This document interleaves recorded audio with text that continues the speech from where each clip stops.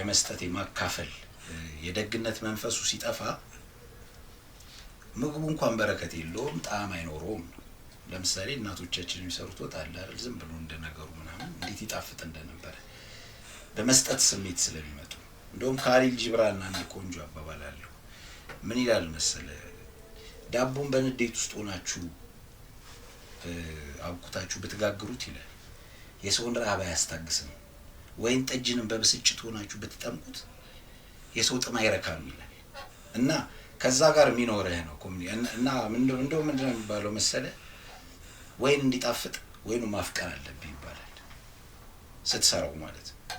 ምግቡም እንዲጣፍጥ ምግቡ ማፍቀር አለብህ፣ ኮሚኒኬት ማድረግ አለብህ። ለምሳሌ እኛ ጸሎት እንደዚህ አይነት ነገር ነው። ካሊል ይለዋል ምግብ ሲቀርብልህ እናንተ ዘሮቹ በሰውነቴ ውስጥ ትኖራላችሁ፣ የነገ እንቡጦቻችሁ በልቤ ውስጥ ይፈካሉ፣ መዓዞቻችሁ እስትንፋስ ይሆናሉ፣ እናም አብረን በሙሉ ለዘላለም እንኖራለን ትላለህ።